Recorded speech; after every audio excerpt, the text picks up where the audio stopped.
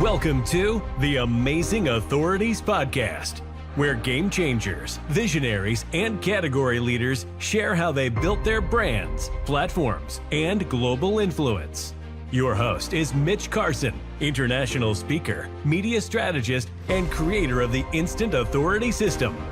If you're ready to learn from those who've done it and want to become the go-to expert in your space, you're in the right place. Trevor Blake is our guest today. He originates from the land of the Beatles. So you have to understand the lore of one of the world's greatest rock and roll bands to know where that is. But some of the people might be too young to know where the Beatles come from. So I will break the ice. What is the L word, Trevor? I'm going to give you two definitions of the L word. So the L is Liverpool, and also L is John Lennon. Oh, so that you won't expect that. So here's a fun thing. So my mum was friends with John Lennon's first wife called Julia, and then her son was Julian. correct. So I got some inside stories. So they were cool people, really cool people. So everything you've seen on TV about the Beatles is absolutely true.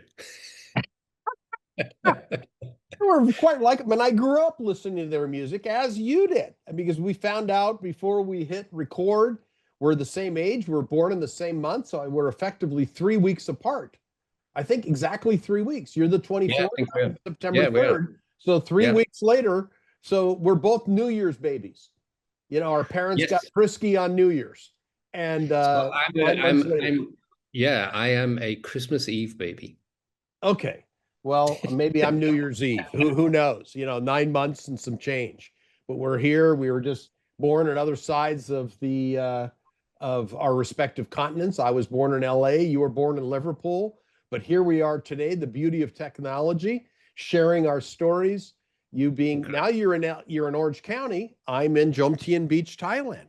But like we said, we've just crossed paths, and I want to hear about this story where it's not entirely true, but it makes for good marketing copy. From broke to billionaire, from broke to making buku bucks of a $400 million company. Tell us about that, Trevor. Happy to. A lot of people don't understand, I think, that almost everybody out there says, oh, I started with nothing and I sold it for billions and billions and billions. But the people who started it don't get the billions, right? The VCs get the billions. And so in order to get big fast, you're going to have to bring in investment, which I understood from my corporate career, because that's what we did in the corporations I worked for.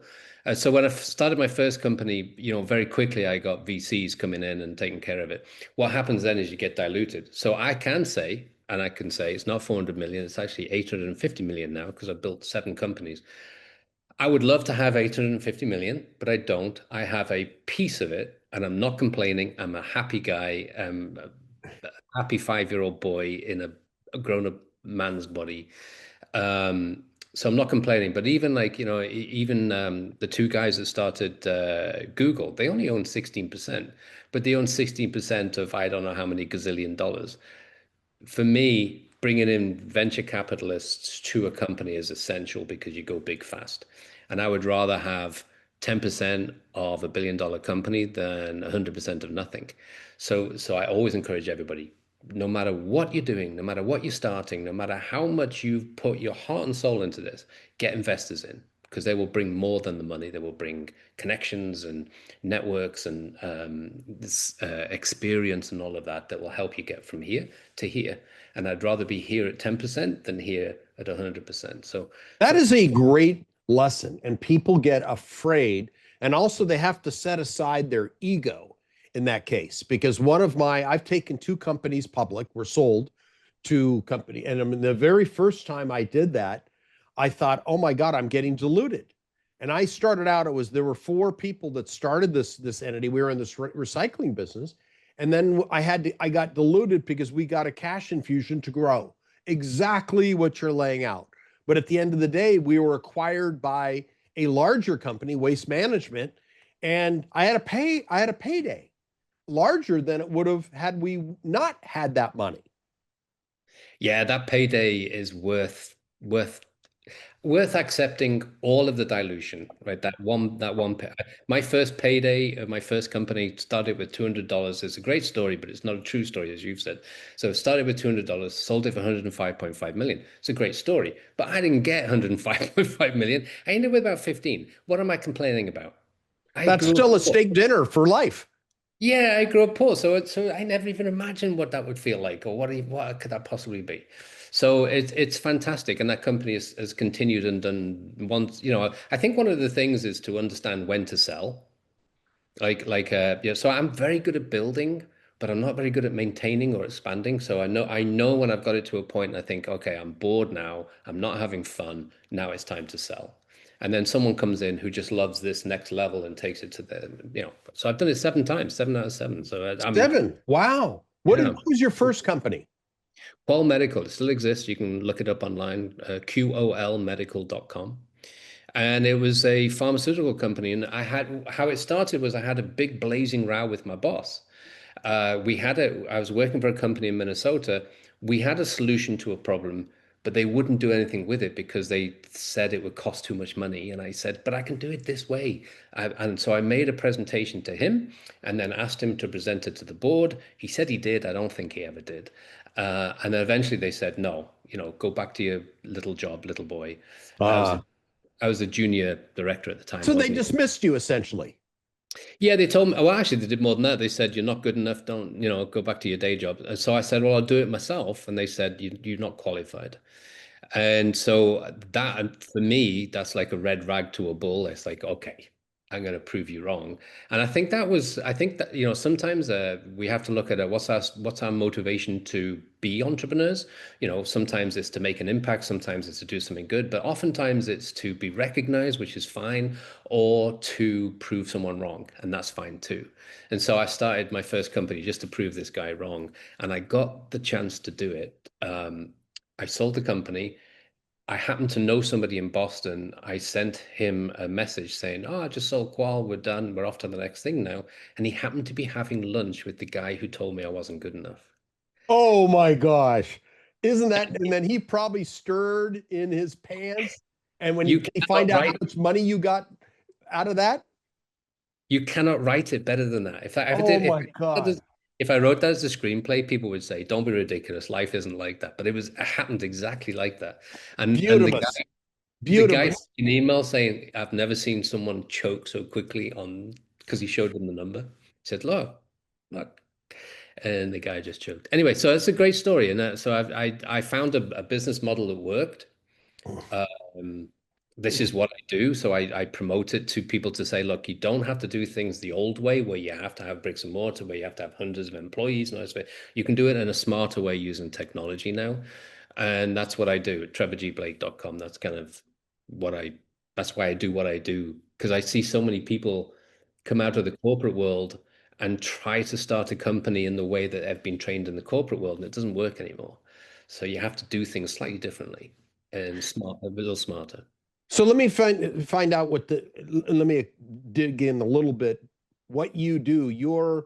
Let's just say your gold card and your expertise is you identify a company who needs systems or may need a different perspective. Is that what you come in and identify and then expand? Or what? Tell me a little bit more about that. No, I'm like I think most entrepreneurs in that we don't set out to be an entrepreneur. We see something that really irritates us and we say, "Where's the solution?" and we can't find it. So eventually we say, "Oh, I'll do it myself. I'll figure it out. I'll fix it." So I'm a fixer. And so I found 7 things to fix in the last 25 years, and I just go about fixing it. It's not like I know what I'm doing or I'm good at anything. I have no skills, to be honest with you. I can't think of one that stands out. But I'll figure it out. We're really smart people as humans. We can figure it out. And so so I'll fix stuff and become an entrepreneur by default. The journey from the day where you say, I need to fix this, to the day where it gets fixed is not a straight line, as you know. I mean, Never, never. it is like, I mean, it's crazy, right? But it's beautiful. It's like a roller coaster. Well, we love most people go on roller coasters and they really get bored with the drag up to the top. Well, I love that bit.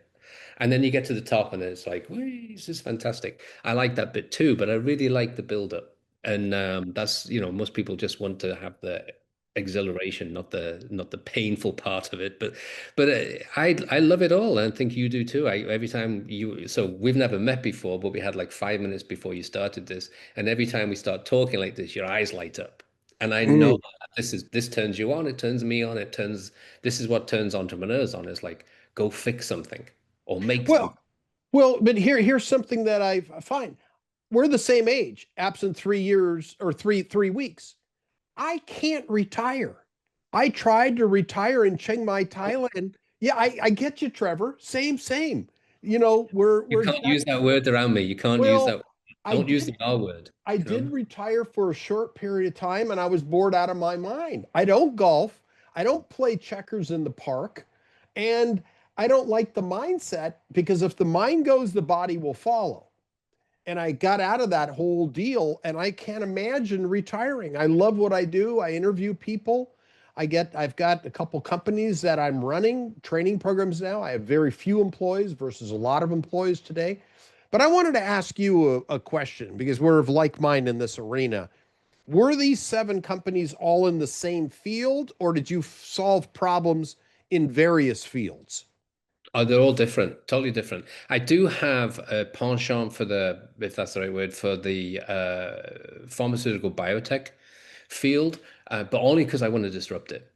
I Ah, don't I don't like it. It irritates me, and I don't like the pricing, and I don't there's a lot I don't like about it. I have met the most amazing people in my life in that field, but they typically start off as scientists with a great idea, and then it goes public, and then shareholders come in and they just want profit. And so the decisions go away from being scientific in base to being marketing in base. I think there's a better way of doing that. So I'm it's probably one of the reasons I travel so much. I want to stay a little bit hidden from the pharmaceutical industry right now. So I'm trying to disrupt it in a way, doing things in a different way. I'm arrogant enough to believe that Trevor G. Blake, can do that. And that's something I want to pass on to everybody too, is that, there are no limitations. It doesn't matter who you are, where you come from, you can disrupt anything when you choose to. And that's what I'm trying to do. well, let me ask this. You were just on a 5 month dream holiday. You were a seaman. You said at one time you were a seaman in the Royal Navy, I guess, in your younger days. And then you just went on a 5 month, what was it? How many countries did you stop in port? 34 in Okay. 5 months, including That's your amazing. visit. That's Yeah. amazing. It was so I wasn't sure what to expect. It's not something I ever thought I would do, but the opportunity came up to do it. And because of modern technology, I can work from anywhere now, as can anybody. And so all of these yachts have Starlink as their internet now. So thank you, Elon Musk, for producing Starlink. Yep. Uh, and I was in the Namib Desert, middle of nowhere. It was like walking on the moon. It was that alien. And Where was this? Where was this desert? in Namibia, in Oh, in West Namibia. Okay. in Okay. West in West Africa, Sure. and I had better downloads. I was holding Zoom calls there that were faster and cleaner and everything than I'd have here in Southern California. And I just think so. For me, this is an amazing time to be alive, and it means, what's the point? The point is that absolutely anyone, anywhere, can reinvent themselves now, because all you need is a laptop, Starlink, done, and you can engage the universe. Um, I think it's fantastic, really fantastic. And for you and I to be of our age, I remember my parents. They thought TV was going to destroy they thought radio was going to destroy the world. Then TV was going to destroy the world. God knows what the internet is going to do. They never understood it. I spent 3 days trying to teach my in-laws how to program a video recorder, I remember, and they never got it. And here we are today, with the opportunity to, click a button, touch a screen, and we can build anything we want anywhere we want with anyone we want. And I think it's fantastic. I love Well, it. yeah, well, let's go back a second. You're a Brit. But the World War II was before our respective times. That was our parents' generation to endure that.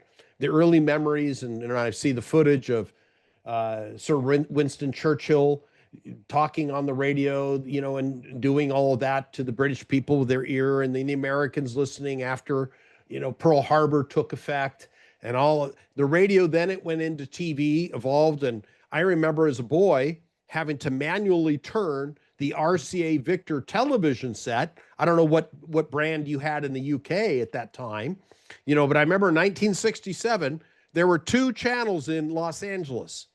And once they were finished, the Indian came up as the image, KTLA broadcasting, and that was it. And it made a sound and it showed an Indian. Native American is what they're supposed to be called today. I can't get sued because I don't live in America anymore. But it was Native American was there as an image. And then today we have media everywhere. Cable came in, more channels came in. Now TV is transitioning out.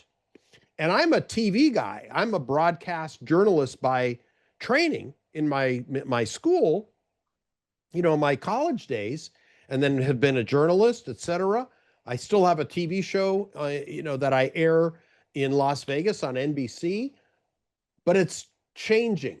Now we're in the world of podcasting. It's still a platform, still takes the exact type of personality to interview and connect with somebody. Because when I have my show, I do a pre-interview before we begin in order to establish rapport, in order to create connection. How important is that? Now let's apply it to business, Trevor. You've got a very approachable character, I will say. You're clearly successful. You've had 7 exits. And I think what are the keys to success for people that are listening who might be a bit younger than us, that are starting out? But from the Trevor Blake perspective, what are some of the keys in order to connect with people and create tremendous success so they can follow in your footsteps? So I don't think it's ever changed, Okay, Mitch. I really don't, for thousands of years. I agree. And I'm going to use a word that you know probably better than I do. It's all about storytelling. Yep, yep. And so the technology is fantastic, but doesn't really matter. But the Doesn't. story really matters. And so for me in life, you know, I can write a screenplay and I can do the arcs for the first, you need a good first 10 pages, and you need 10 to 30, has to change at 30, has to change at 60, has to change at the end. So I can do all the arcs, but I do it in my life too. Hmm. So I can see how um in business, when I start, I have the story and I know how it ends. Okay, there's no point writing a story and you don't know what the end's going to be. So I know how the story ends, and it does arc. It goes through its ages. Like the first part of it's going to be crazy. You're going to have to get investment. Everyone's going to say no, you're mad, and turn you down and reject you. You're going to have to do all this kind of hustle period for the first period, and then you grow and it feels lovely, and you think, I know what I'm doing. This is great, but actually we don't. But we feel like we do, and then you get to the final arc, which is like when you finally make an impact and you think, wow, did I do that? That's incredible. And then it gets sold, or then it does something else or moves to the next level, whatever. For me, entrepreneurship is no different than storytelling. So I'm a movie writer too. So Hmm. I've had 3. So, Wow. or 3 optioned, I should say. Uh, Okay. so for me, that I used to write it just because I was on planes flying all over the place, and I'm not one to watch a video. So I like to do something constructive. So I started writing screenplays with no training, and it turns out that okay, I get the arc thing. And so I can tell a decent story, and I don't think it's any different in any aspect of life. We tell stories all the time, and for me, it doesn't. I try never to lose um connection with the fact that it's all storytelling. Hero's journey. Do you take them on the hero's journey, so to speak? I, so for me, everyone if they want to be a hero, they can be a hero, right? Everyone can be a hero, right? So it's just choice. I mean, you might choose or you might not choose, and there's no judgment. It's just it's if you choose not to do the hero's journey, then don't complain that everybody else is. If you choose to do it, don't complain that everybody else isn't. Just do your thing. And that's I can sound Southern California now. That's how I roll. That's so funny. Well, you've got a watered down accent at this point. You don't, Yeah. I knew you were British, but it's so watered down. I'm sure when you go back home, they'll say, "What happened to you, mate?" I'm sure they'll ask. No, so the funny thing is honestly, Mitch, within 15 minutes, I'm talking like I used to. So I used to talk like John Lennon. I used to talk There you go. nose like this, but when I came to America, like no one could understand what I was saying. So I had to switch. And how about water? That's the dead giveaway. Water. Yeah, there you go. There you go. Yeah, yeah. Well, it all comes back. That's so funny. And I'm married to a Canadian now, and Canadians and Americans, the accent sounds the same to me. Just like to many Americans, the British accent sounds the same no matter where you're from, uh, which is a great advantage coming to America. But Jess and I, so she says "wara," right? and probably resources and a boot if she's Canadian. Yeah, I notice a Canadian immediately. First sentence, I'll know. I can identify. Where they're from in Canada, I don't know. But I can certainly identify. They're definitely north of the border. They sound very similar to us, absent a few words. And of course, they embrace your spelling of the British English. And Which I'm very happy about. Yes. I get it. That's yeah, we just bastardize your English. We We put a U in everything. Yes, that's it. And herbal. I don't know why Americans went herbal. I mean, there are a few of those faux pas I just don't understand. But that's Americans for you, wanting to be unique. What what can you recommend to a new person or somebody that's been in a business for a while? When is that switch point, that epiphany that goes on? Because you've had 7 exits. When would you suggest they do what you did and get out? So first of all, you have to know your character. So I know that I get bored easily. So I know personally, Trevor G. Blake gets bored. Uh, I'm not good at maintaining. I'm not good at supervising. So I know. So I had a corporate career, very successful corporate career, only because I can bullshit better than anybody else in the room. And so I realized that when I get with my companies, we build a company, and now it's time to add bullshit to it. I can't do Mm. it. So now I know it's time to get out. Right. That's one thing. The other thing is that the only really good business advice I ever got was from a guy called George Rothman. And he was a pharmacist, and he had built Amgen, a famous, Oh, geez, of course. Thousand Oaks, California. Yeah. yeah. So he built it from 0 to 60 billion. Geez. He quote unquote retired at 60 something, but he never retired. So he's chairman of the board of all these other companies. And I met him when he was chairman of the board of a Seattle company called Scepter. And he had chaired and led a company that invented Cialis, the erectile Oh, dysfunction, sure. Sure. and sold that to Eli Lilly for I think 30 billion or something like that. So this guy is responsible for at least 90 billion in enterprise value. How did he spend his days? He traveled on the Seattle ferries with his wife, bird spotting. That was it. That was how he spent his life. I was so inspired by him that you could be that humble. You could be that rich, but that humble. And then one night he invited me for dinner, and I was stupid enough to try to wax lyrical about a new business idea I had. And after about 10 minutes of boring him to death, he held up his hand and he said, Trevor, you don't know what business you're in until you actually get in the business. It will change. You'll go in a different direction. Just start. Don't try to figure it out. And I didn't really understand it at the time, but I ended up having to do the same thing because I got fired for having an argument with my boss.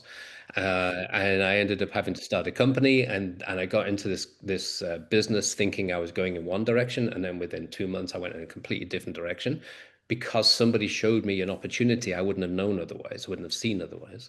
So I started off in a company focused on digestive issues, and I ended up on B12, B12 supplements. Hmm. and built a company based on B12 supplements that I knew nothing about when I started this company. So my advice to people is don't try to figure it all out. Just start, and you'll be surprised and you'll panic and there'll be stressful days, but when you look back, you think, wow, that was a blast.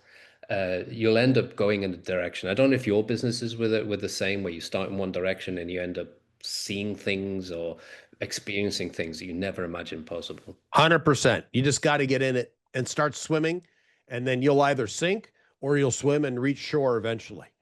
And Yeah. you got to do that. Even Sir Richard Branson, I love to use his quote.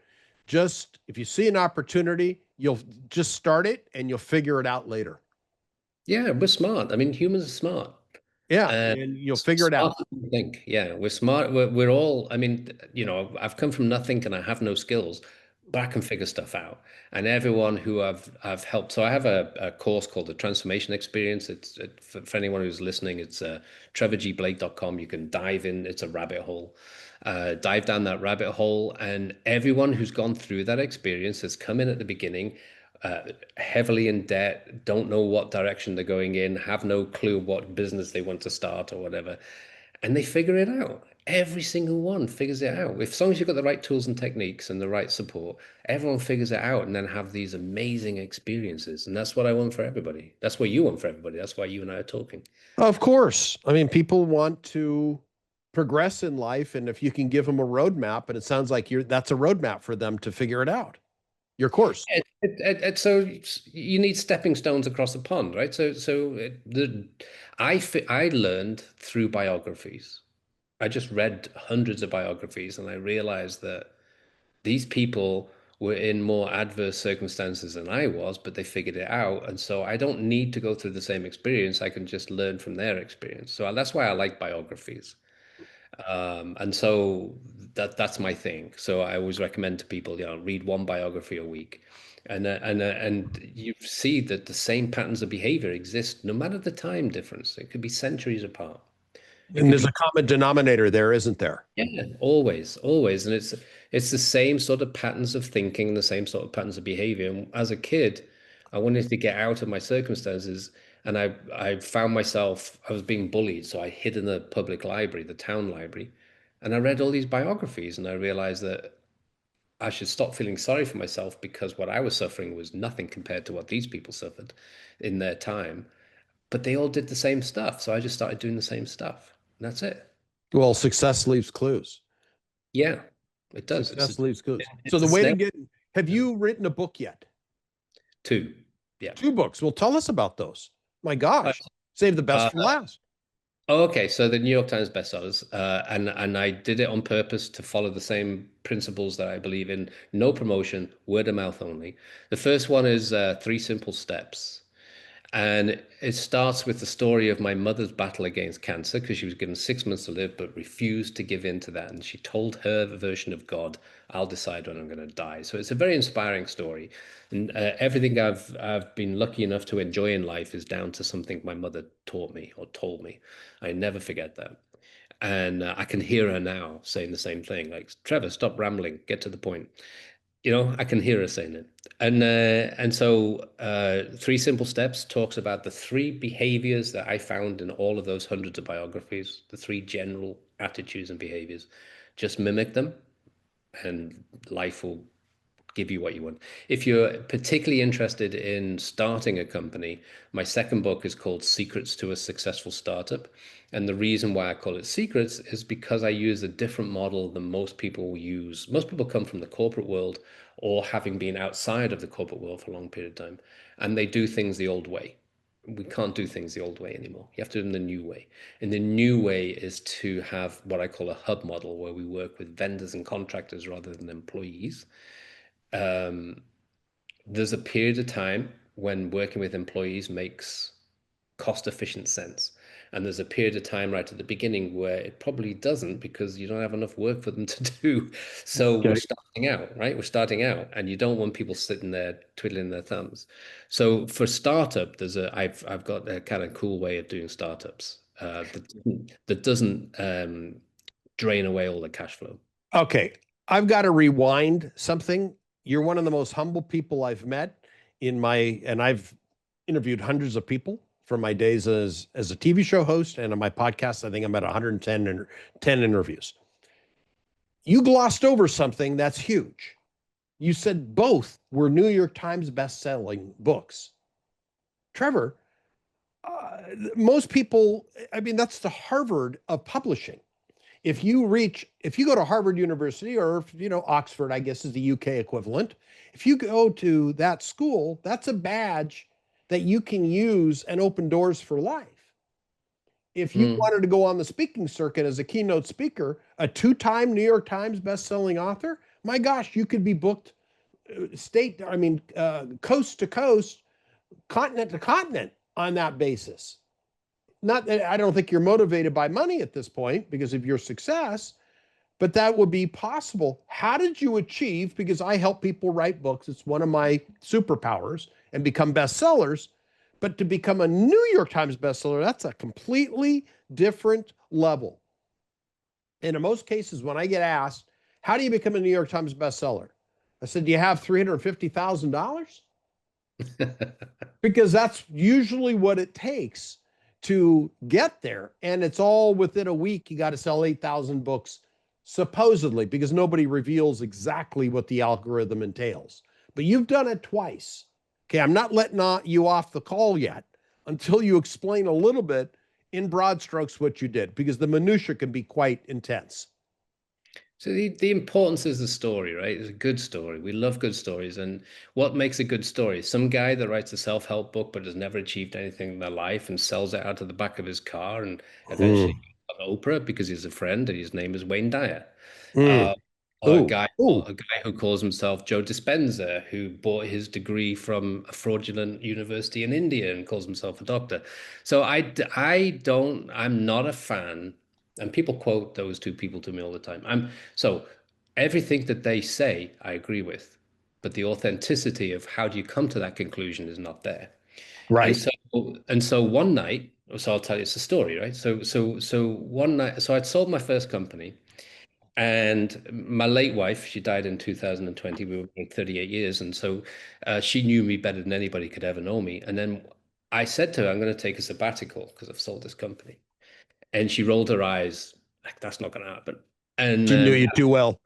yeah, good luck with that one. 2 weeks later, she held up a kitchen knife and she said, if you don't start something new, I'm going to kill you. And I said, okay, okay. She said, start that book you've been talking about. So I said, okay, I'll do that. That night, I had to go to the airport to pick up her mother. Go to the airport, pick her up, and there's Hudson News in the airport in America, and I know it. Yep. yeah. So this new promotion was a self-help book. I picked it up, and it almost made me want to vomit. It was written by a guy who had taken religious quotes and turned them into the modern day. You must do this, you must do that. It was a hustle book. And I said, that's not that. First of all, that's fraudulent. Secondly, he doesn't understand the translations, never studied anthropology, nothing. It was horrible. And so I said, okay, I'm going to write this book, an authentic book about what it takes to succeed, because this is what I did to get out of my version of quicksand. These 3 simple steps. And so I sat down, I wrote this book. And then after I finished the book, I thought, what am I going to do now? And I just happened to see an advertisement for a book. And I looked at the advertisement and I thought, oh my God, that's terrible advice. If people follow that advice, they're not going to succeed with anything. And so I looked at the publisher of that book.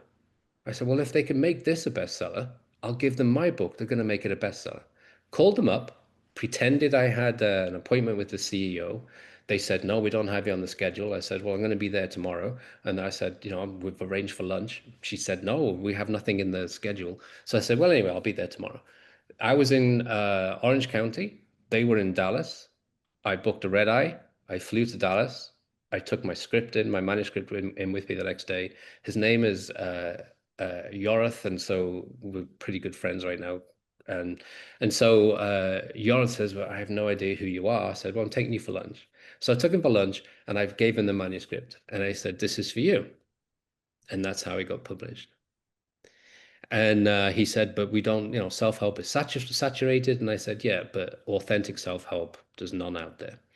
And so people don't need feel-good ideology. They need tools and techniques. They need practical information. They need to be able to read this book and tomorrow apply a tool and change their lives. They don't want to read that they feel better about their lives. They want a better life. And that's what's missing. And so he published it, and it went we didn't do any promotion. It was word of mouth. And I wrote it in a way that if you're traveling through an airport, you can pick it up, 2 hour flight, you can finish it. So you had it in Hudson Booksellers? What is it? They did. I didn't. So Hudson took it up. So Hudson actually took it and said, "This is perfect for the road warrior." That was their phrase, the road warrior. Well, yeah, I sold my book through Hudson, but it was a pay to play. It had to pay for the placement. I didn't pay. Oh, God, you had the lucky star, man. I had to pay something like $6,000 a month, or it was ridiculous, but it was worth it because the back end of what a book did for me got me consulting gigs. I mean, 6,000 a month is not much for promotion, so that's pretty good. That's a good deal. I think. That was just Hudson, and there was other things. Yeah. So what did it? So you did that twice? Yeah. With the same publisher? No, two different publishers. So the first publisher didn't want the secrets to a successful startup. Didn't fit their whatever they have their model. Yeah. Yeah. So I wrote it in 2013 and I put it on a shelf because one day someone will come in and say, "What else do you have?" And that's exactly what happened. So in 2018, somebody came to me and said, "I really enjoyed Three Simple Steps. It's changed my life. What else do you have? I'm a literary agent." I didn't even know what that meant. I've never worked with literature. So I said, well, I've got this other. So first of all, I said, I want to do an update. And then also I have this other one. So I gave it to her and that got published by New World Library, which is a great publishing company because they have some of my favorite authors there, like Dan Millen and all, just some fantastic, Kent Nerburn, really good spiritual authors. So to put a book that's very practical about starting a business in a publisher that's really made its niche out of a sort of spiritual platform, I thought was a fantastic connection because I'm a scientist, and so I like when science and magic come together. I really like that. I don't think they should be separate silos. And so when they come together, I say, well, of course they come together because they're the same thing. It's just I look at it as a scientist, and someone else looks at it as a sage, and you come together and say, yeah, we're all energy. We can all figure it out. And so the publisher did all the work for the promotion then, both times. Publishers like I do, they do no promotion. Well, that's what I was. That's where I'm missing it. I know I had to do all of it. They provided distribution. They provided distribution. I got into Barnes and Noble and Borders back in 2008. It was up on Amazon, but they gave no. And the timing was horrible for me to release this book myself because I had just started a horrible divorce process and all of my energy and resources were focused on the fight of my life because I had married my attorney. Very smart of me. But I know that it is the birth of the book is the easy part. The hard part, the perspiration is involved in the marketing. That's why I wanted to hear, what did you do in order to create and cause a New York Times best-selling book? Because that's no small feat. That's why I said, we got to rewind. What did you do, Trevor? Okay, so I didn't do anything except tell a story, an authentic story with authentic tools and techniques, knowing that anybody that uses those tools and techniques will have a life-changing experience and therefore will tell somebody else. And so for me, I knew word of mouth would make it. And that's an arrogant perspective, perhaps, but it's also a confident one because when I grew like you, I grew up in the age when there was no social media and there's no internet, right? So everything was word of mouth. And if somebody really liked something, they would tell maybe 5 or 6 other people. And if someone didn't like something, they would tell 25 people. So it had to stand the test. It had to stand that litmus test. Like, is this authentic? This is not law of attraction and nonsense like that. This is authentic, practical tools and techniques. Try these tomorrow and change your life. And if it works, then word of mouth will make it a success. I'm sorry, I have to interject here. But in order for a New York Times bestseller to happen, you've got to have 8,000 is the rough number because I've recalculated and tried to re-engineer the algorithm in a week across various platforms. That creates But it's so strategy. yeah, so here's the key thing. So it's not 8,000 in one state, right? So it's 8,000 in the country. Right. So long as if you only sell 50 books, but you sell one in every state, you'll be a New York Times bestseller. You'll be on the not top 20 at least. If you are an influencer and you sell 100,000 books in your one state or your one town, no one will ever hear of you. You Correct. never. So it's an algorithm. So I did understand the algorithm. So you're quite right to come back on that. So I understood that if I can sell one book in every state, then it's going to get on the list, right? Right. So what I did was I donated a free book to every library in the United States. Here you go. Finally, I'm getting the gold. This is what I've been looking for. So that's not an easy thing to do, by the way. That took quite a bit of effort and also, personally cost me a lot of money, which I was glad to do. The reason I did it was libraries saved my life, literally saved my life, because I was getting very severely bullied at a place where I was very unpopular the English were unpopular in this place. And I had made myself even more unpopular by standing up against it as a kid. And so I hid in the library and I read all these biographies and they changed my life completely. And so when I wrote, so you're quite right to keep pulling me back on this. When I wrote Three Simple Steps, I wanted to give that back. I didn't understand that was an algorithm that I was playing with. I didn't understand that was a smart move. I just donated books to every library, one book to every single library in the United States, 16,000 books. I didn't realize that goes on some kind of magic register somewhere. Yes. Oh, I know the register. Yeah, I mean, that's getting into the minutia of book publishing. But so Yeah. you sent 16,000 books to libraries around the country. Well, my team did, yeah. Well, you effectively. So that's expensive. Were these hardcover books? So you mailed them, and then what happened was then they ordered more, or what? No, because it's the libraries. Libraries don't buy. So basically they went onto the slush pile. So my favorite emails since then, that was 2012. So my favorite emails since then have been from people who couldn't afford to buy a book, who went into the library, who picked it off the slush pile, that big Yeah.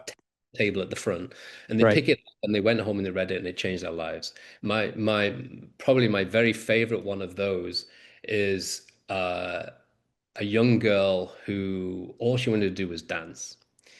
But her parents said you can't make money out of dancing, and they forced her to go into the equivalent of a sweatshop at 15 years old.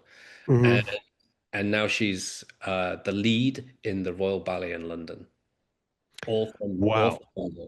All from going to a library one day, picking up a random book because she just likes to read, picks up this random book, and her whole life changed because of that. I mean, if you do nothing else in your life, that would be like a mic drop moment. You'd say, "Okay, I'm done." All right. So let me get back to the minutia. And I'm sorry to keep circling and I'm pressing you a little bit, but it's important, Trevor, because you glossed over this so quickly. And humbly. So you invested X amount of dollars mailing all these books out to the libraries across the United States. That's a huge undertaking. Your team, whomever, did all of this. What caused the sales? Because the sales are what factor into the algorithm. What caused the sales? What else did you do to cause the sales? That's awareness. That's awareness. Where did the sales come from? All word of mouth. So basically, someone reads it 2 hours later, say, "You've got to read this book," and they go on Amazon and download it. Okay. There you go. There's how it did it. That was it. Okay. That's the shiny object I was looking for. So the strategy is donate to libraries if you've got the resources, because that's money for a lot of people. And I was just in the America recently, and I realized how expensive postage is today. Oh my gosh. I'd been out of the States for a while, and I just returned to Thailand a few days ago. And I realized I mailed a magazine across the country, and it was $6. Yeah, it's mad. It's gone mad. Oh my gosh. So when you did this, and the mail service loses billions a year.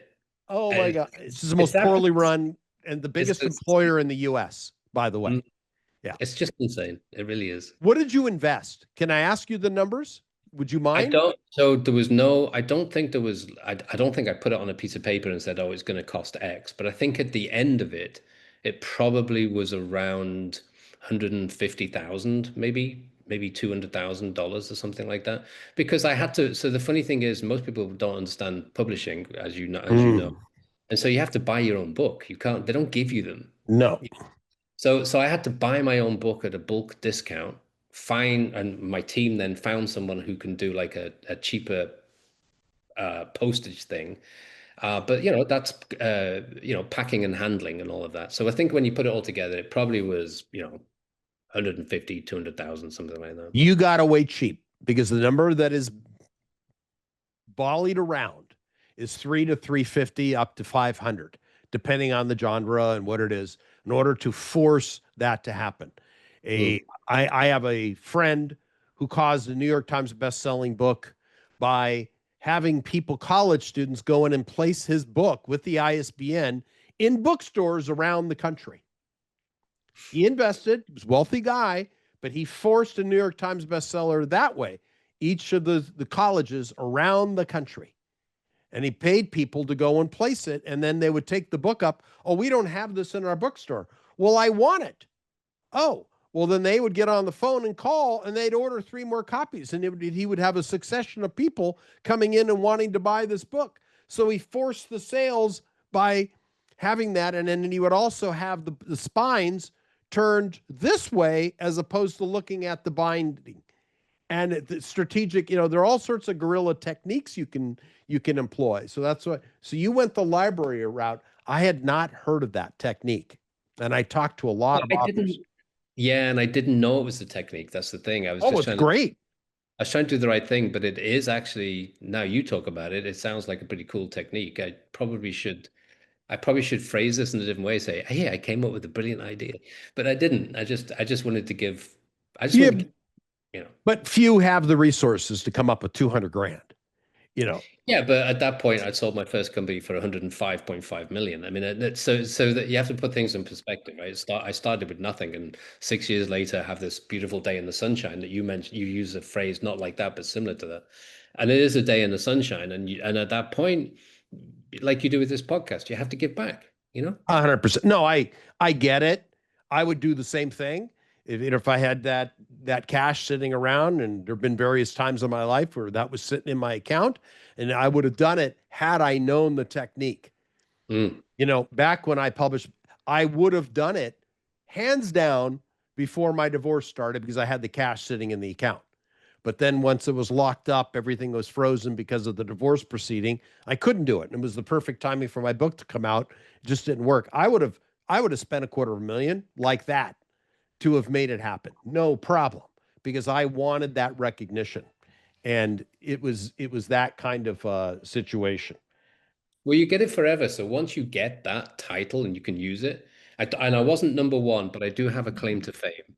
So when I published 3 Simple Steps, 50 Shades of Grey was the number 1 book in America, and it had been the number 1 for weeks and weeks and weeks. I knocked it off the top for 4 hours.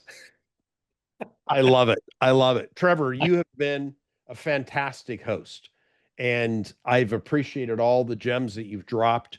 So they can get in touch with you to learn more about you and to actually invest in honing in on becoming an entrepreneur through trevorgblake.com. Is that right? Yeah, everything's there. Yeah, everything. There's loads of freebies. I did loads of freebies through COVID and all the rest of it so people can figure out how to change their lives if they want to. So yeah, it's loads of freebies. Just go there and you'll have a blast. All right. Well, Trevor, it's been great having you as a guest. And when you write another book, we'll have to have you back on. It'd be my pleasure. Thanks for tuning in to the Amazing Authorities Podcast. If today's episode inspired you, take a moment to subscribe, rate, and leave a review. It helps more experts like you rise to the top. For behind-the-scenes access and free resources to boost your authority, head to mitchcarson.com. Until next time, stay amazing.